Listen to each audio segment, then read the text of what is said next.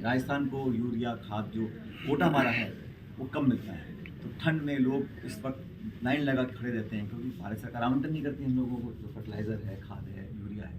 तो तमाम इशूज़ किसानों के हैं, उसको लेकर हम लोग बहुत चिंतित भी हैं, क्योंकि किसान इस देश की रीढ़ की हड्डी है। 2/3 लोग कृषि पर निर्भर करते हैं। साथ साथ नौजवान, जो नौजवानों के साथ धोखा हुआ है, फौज की भर्ती से लेके अग्निवीर की योजना तक, सब लोग उसको देख रहे हैं। और नौजवानों के लिए हम सब की बहुत चिंता है, क्योंकि सबसे युवा देश हिंदुस्तान है, लेकिन युवा जो खासकर शिक्षित हैं, उन लोगों के लिए अगर हम रास्ते नहीं खोजेंगे रोज़गार के, एम्प्लॉयमेंट के, एजुकेशन के साथ साथ उनको एक बेहतर जीवन जीने का अधिकार है, तो नई पीढ़ी को उम्मीद जगी जगी रहनी चाहिए। हिंदुस्तान के इतिहास में हाईएस्ट लेवल ऑफ अनएम्प्लॉयमेंट आज है, हाईएस्ट 75 साल में। तो इन सब बातों से हम चिंतित हैं, हम चाहते हैं समाधान इसका मिले, इसलिए हम सब मिलकर, कोशिश हमारी ये है कि अगले 10 महीने तक हम लगातार मेहनत करें और 2023 में कांग्रेस पार्टी की सरकार रिपीट हो। हमारी सरकार बनी 98 में, 3 में हार गए, फिर 13 में हार गए, अब 23 आ गए। तो हम सबका ध्येय यही है कि हम इस कांग्रेस, ये परिपाटी बनी हुई है, इसको समाप्त करके कांग्रेस पार्टी की विजय कराएं राजस्थान में, मध्य प्रदेश में, छत्तीसगढ़ में। तो राजस्थान में मुझे लगता है कि हम सरकार, संगठन, नेता, कार्यकर्ता मिलकर काम करेंगे तो जनता का पुनः आशीर्वाद हम लोगों को प्राप्त होगा। बीजेपी पूरी ताकत से लगी हुई है, लेकिन उनमें इतनी अंदर अफरा तफरी है, बंदरबाट है और संघर्ष है कि वहाँ नेतृत्व का पता नहीं पड़ रहा कौन क्या कर रहा है, अलग अलग दिशा में खींच रहे हैं। और 4 साल में भारतीय जनता पार्टी एक जिम्मेदार विपक्ष की भूमिका निभा नहीं पाई, जो जनता जान चुकी है, इसलिए उससे लोगों को उम्मीद नहीं है। लेकिन कांग्रेस की सोच, कांग्रेस के कार्यक्रम, कांग्रेस की हमारा मैनिफेस्टो जो रहा, सबको लोग पसंद करते हैं और मुझे लगता है कि हम अच्छा मेहनत करें तो 10 महीने के बाद हम दोबारा सरकार बना सकते हैं। सर, मुख्यमंत्री ने पेपर लीक मामले में नेता और अफसरों को क्लीन चिट दी, इसके बारे में मैं तो बोलना था, भाषण में बोल ही दिया, आप सबने सुना ही है। इसके सर गोविंद डोटासरा ने कहा है कि किसान जो सम्मेलन आप कर रहे हैं, इससे कांग्रेस का कोई लेना देना नहीं, आप कांग्रेस को मजबूत कर रहे हैं, तो क्या कहेंगे? भाई, हम तो सब अपने अपने दायरे में, जिसका जितना क्षमता है, जितनी जिसकी ताकत है, जितना जो कर सकता है, थोड़ा कुछ ज़्यादा, सब मिलकर कांग्रेस को मजबूत करने का काम कर रहे हैं। और मुझे लगता है इसमें कोई ब्लॉक, जिला, प्रदेश, AICC, सब, राहुल जी लगे हैं, प्रियंका जी लगे हैं, खड़गे साहब लगे हुए हैं, हम सब लगे हुए हैं। और मुझे तो पार्टी ने पिछले 2 दशकों में जब जो जिम्मेदारी दी है, और शायद देश का कोई ऐसा कोना नहीं है जहाँ मुझे पार्टी ने प्रचार के लिए नहीं भेजा हो। जब जब भाजपा को चुनौती देनी होती है, उनको हराना होता है, तो पार्टी हम सबको याद करती है और हम हर जगह जाके प्रचार करते हैं। अभी हिमाचल में चुनाव हुए, भारत जोड़ो यात्रा का समापन हो रहा है। 7 सितंबर को कन्याकुमारी से जो यात्रा चली थी, ये एक ऐतिहासिक और बहुत लंबे समय तक लोग इस यात्रा को याद करेंगे। राहुल गांधी जी ने जो बीड़ा उठाया है, उसमें कांग्रेस पार्टी और उसके साथ साथ देश और समाज के लिए जो ज्वलंत मुद्दे हैं, उनको लेकर सड़कों पर निकले। जो तानाशाही का रवैया केंद्र सरकार का है, टकराव का, आक्रोश का, विरोध का, क्रोध का, प्रतिशोध का, उस माहौल को बेहतर करने के लिए, नौजवानों को रोज़गार के अवसर दिलाने के लिए, केंद्र सरकार की आँख खोलने के लिए, महंगाई आदि आदि, ये सब इश्यूज़ को लेकर सड़क पर उतरे। और मैं और साहब भी कई बार हमारे साथ कई यात्रा में बना और कई राज्यों में दौरा करके 30 तारीख को समापन उसका संबोधन होगा। और इस यात्रा के समापन के साथ साथ एक और अभियान चालू कर रहे हैं, हाथ से हाथ जोड़ो अभियान, जो 26 जनवरी को चालू होगा पूरे देश भर में। राज्य की राजधानी, तहसील, जिला, ब्लॉक, गांव पंचायत, पोलिंग बूथ तक, लाखों पोलिंग बूथ तक कांग्रेस कार्यकर्ता जाएंगे और जो मैसेज, संदेश है एकजुटता का, अपनेपन का, प्यार मोहब्बत का, उस संदेश को लेकर जाएंगे। और उसका जो पॉलिटिकल फ़ायदा लेना है हम लोगों को, जो उसका पॉलिटिकल आउटकम है इस पूरी यात्रा का, यात्रा कोई चुनाव जीतने के लिए नहीं निकाल रहे थे राहुल जी, लेकिन यात्रा के बाद हम सब की जिम्मेदारी बनती है एज कांग्रेसमैन कि हम उस यात्रा को देश और समाज की बेहतरी के लिए उसका उपयोग करें। तो उसको लेकर अभियान चालू होगा जो 26 मार्च तक चलेगा। और अभी तक जो प्रोग्राम बनाया है उसमें प्रियंका जी लगभग हर राज्य की राजधानी में जाएंगी और नौजवानों, महिलाओं को उसमें जोड़ेंगी इस अभियान के साथ। तो वो हमारा पार्टी का प्रोग्राम चल रहा है। जहाँ तक आज का कार्यक्रम से पहले मैं कल हनुमानगढ़ में था, परसों हम नागौर में थे। तो किसानों को सम्मिलित कर एकजुट कर हम उनकी बात को बुलंद करना चाहते हैं। और केंद्र की सरकार ने, बीजेपी ने तमाम वादे किए, आमदनी दुगनी करने का वादा किया, किसानों की बहाली, बेहतरी का वादा किया, और 8 साल बीत गए। 3 काले कानून लगा दिए, एमएसपी पर वादा किया था, तो आज हमारी जो सम्मेलन में हमने प्रस्ताव पारित करा है सब सहमति से कि केंद्र सरकार को हम ये उनको याद दिलाएं उनके वादे कि कैसे एमएसपी पर कानून बनाने की बात उन्होंने कही थी। इतना समय गुजर गया तो हम किसानों को संगठित कर इस मांग को लेकर चल रहे हैं कि हमारे लिए खाद, बीज, बिजली, पानी, राजस्थान को यूरिया खाद जो कोटा हमारा है वो कम मिलता है। तो ठंड में लोग इस वक्त लाइन लगा के खड़े रहते हैं क्योंकि भारत सरकार आवंटन नहीं करती हम लोगों को, जो फर्टिलाइज़र है, खाद है, यूरिया है। तो तमाम इशूज़ किसानों के हैं, उसको लेकर हम लोग बहुत चिंतित भी हैं क्योंकि किसान इस देश की रीढ़ की हड्डी है। 2/3 लोग कृषि पर निर्भर करते हैं। साथ साथ नौजवानों के साथ धोखा हुआ है, फौज की भर्ती से लेके अग्निवीर की योजना, किसानों की आवाज़ बुलंद करने के लिए हर मोर्चे पर, हर प्लेटफॉर्म पर, आज से नहीं मेरे पूरे राजनीतिक जीवन में मैंने हमेशा बात रखी है। मेरे स्वर्गीय पिताजी ने बात रखी थी और ये हमारी जिम्मेदारी बनती है कि किसानों के लिए हम हमेशा संघर्ष करें। सर, आपका मुख्यमंत्री के रूप में हम इंटरव्यू कब करेंगे? क्या करें? मुख्यमंत्री के रूप में इंटरव्यू कब करेंगे? ऐसा है, किस पद पर कौन व्यक्ति को कहाँ इस्तेमाल करना है, ये जो कार्यक्षेत्र है ये कांग्रेस की लीडरशिप का है। और मुझे जब भी जो जिम्मेदारी दी है प्रदेश में, देश में, विधानसभा में, लोकसभा में, केंद्रीय मंत्रिमंडल में, राजस्थान सरकार में, जब जो मुझे कहा गया है मैंने पूरी ताकत के साथ उस जिम्मेदारी का निर्वहन किया है। भविष्य में क्या होगा मैं भी नहीं जानता, आप भी नहीं जानते हो, लेकिन हम चाहते हैं कि यहाँ कांग्रेस पार्टी की सरकार रिपीट हो। ये जो सम्मेलन हाईकमान के आदेश पे हो रहे हैं, हम सब जो काम करते हैं, कांग्रेस पार्टी बहुत बड़ा परिवार है और राहुल गांधी जो चल रहे हैं वो किससे चल रहे हैं? वो देश को बचाने के लिए, समाज को बचाने के लिए, और हम सब कांग्रेस पार्टी को मजबूत करने के लिए काम कर रहे हैं, सब मिलकर ही काम सर, कर रहे पेपर के लिए आपने भी सभा में कहा था कि जादूगरी हो गई। हैं। मैंने कहा था जो मैंने कहा कह दिया है, इसके अलावा सर, जादूगरी हो गई तो राजस्थान में जादूगर है। मैंने जो कहा था वो मेरा देखो ऐसा है, ये बहुत गंभीर विषय है और मुझे लगता है इसमें किसी को भी, और सब व्यक्ति चाहे कोई पक्ष कोई भी हो, इतने सारे नौजवान हमारे हैं, उनका विश्वास व्यवस्था में भविष्य के लिए कायम रहे, ये सबकी सामूहिक जिम्मेदारी है। लाखों लाख बच्चे अगर अपने आप को कहीं ठहरा हुआ महसूस करते हैं या उनको लगता है न्याय नहीं मिल पा रहा है या उनको लगता है कि आगे हम किस बेसिस पे विश्वास करें, तो वो बहुत बड़ा इशू है। वो सिर्फ एक व्यक्ति, एक पार्टी, एक राज्य, एक सरकार का नहीं, समाज का बहुत बड़ा इशू है। और मैंने कहा ना, जो शिक्षित बेरोजगार हैं उनकी तो पीड़ा और ज़्यादा है। उनको कैसे हम कॉन्फिडेंस दें कि अवसर पैदा होंगे एम्प्लॉयमेंट के, रोज़गार के, ये बहुत बड़ा इशू है। और हमेशा मुझे लगता है जो भी काम हो पारदर्शिता में होना चाहिए और संतोषजनक होना चाहिए। कार्यकर्ताओं के मान सम्मान की बात करते हैं,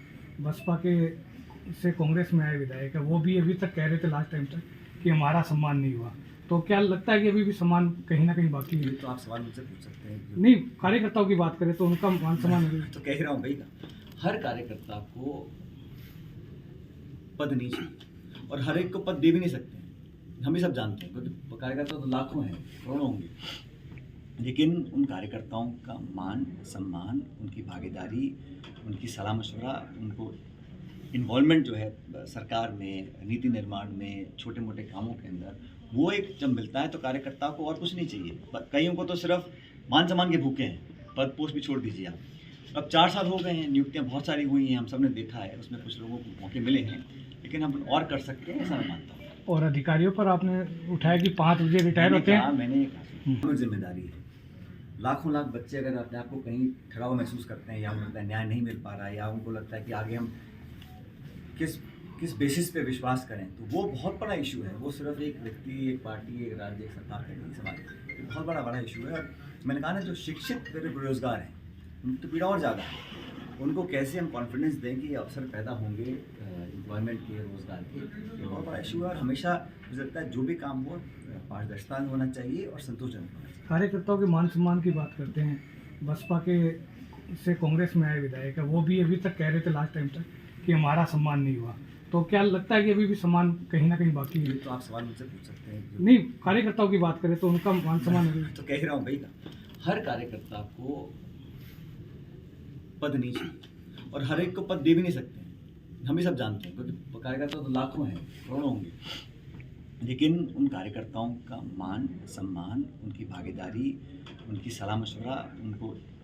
इन्वॉल्वमेंट जो है सरकार में, नीति निर्माण में, छोटे मोटे कामों के अंदर, वो एक जब मिलता है तो कार्यकर्ताओं को और कुछ नहीं चाहिए। कईयों को तो सिर्फ मान सम्मान के भूखे हैं, पद पोस्ट भी छोड़ दीजिए आप। अब 4 साल हो गए हैं, नियुक्तियां बहुत सारी हुई हैं, हम सब ने देखा है, उसमें कुछ लोगों को मौके मिले हैं, लेकिन हम और कर सकते हैं, ऐसा मैं मानता हूँ। और अधिकारियों पर आपने उठाया कि 5 बजे रिटायर होते हैं। मैंने कहा इतनी बड़ी सरकार है, बहुत नियुक्तियाँ होती हैं, इसमें सब प्रकार के लोग हैं। कुछ एकेडमिक्स से हैं, कुछ साइंस से हैं, कुछ प्रशासनिक अधिकारी, कुछ ब्यूरोक्रेसी से हैं, कुछ जुडिशरी से हैं और कुछ पॉलिटिकल अपॉइंटमेंट्स हैं। तो मैंने कहा जो भी हम करें उसमें अनुपात अच्छा होना चाहिए और मैक्सिमम जगह उन लोगों को देनी चाहिए, चाहे वो किसी के भी समर्थक ज़्यादा हों, लेकिन पार्टी के जिन्होंने काम किया, जिन्होंने 5 साल तक सब कुछ दिया, उन लोगों को पर्याप्त और अनुपात अच्छा होना चाहिए। और ऐसा नहीं है कि जो सरकारी नौकरी से रिटायर होते हैं उनको एडजस्ट नहीं किया जाना चाहिए, उनको कहीं पद पोस्ट नहीं देना जाना चाहिए, लेकिन ऐसा नहीं होना चाहिए, ऐसा प्रतीत नहीं होना चाहिए कि जो ब्यूरोक्रेट्स रिटायर होते हैं उनका पड़ा ज़्यादा भारी रहता है बनस्पत कार्यकर्ताओं को। सर चुनावी साल है, अभी बजट की भी घोषणा होने वाली है, क्या उम्मीद की जा रही है कि पता पड़ जाएगा 8 तारीख को बजट आएगा। सर राजेंद्र गुढ़ा ने कहा कि राम के जैसे वनवास मिला था तो दिलों में राज कर रहे थे, आपकी तुलना उनसे की है, क्या मानते हैं सर? है नहीं हमें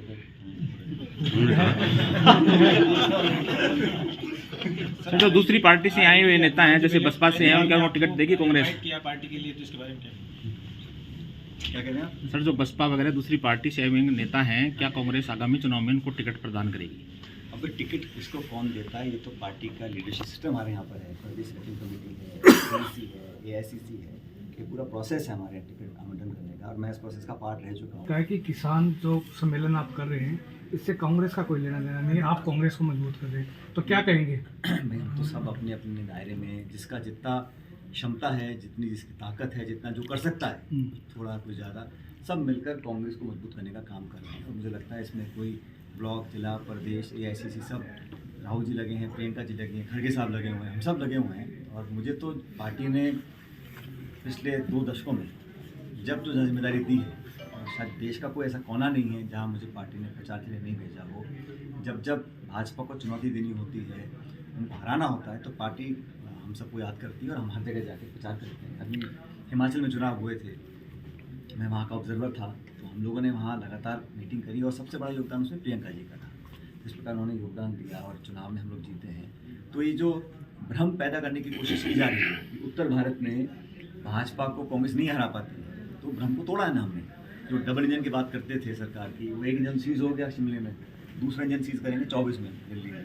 तो हम तो बीजेपी को हर जगह उनको चैलेंज कर रहे हैं, आईना दिखा रहे हैं। और मुझे लगता है कि कांग्रेस को जो व्यक्ति अपने घर से, ढाणी से, पंचायत से, ब्लॉक से, जहाँ जो कर सकता है उसको करना चाहिए, ताकि सामूहिक रूप से एकजुटता से हम आगे बढ़ें, ताकि बीजेपी को हम पराजित कर सकें। राजस्थान में आगामी विधानसभा चुनाव किसकी चलेगी? तो हमारे सबके नेता जो राहुल गांधी हैं, सोनिया गांधी जी हैं, खड़गे हमारे अध्यक्ष हैं, सब मिलकर चुनाव लड़ते हैं।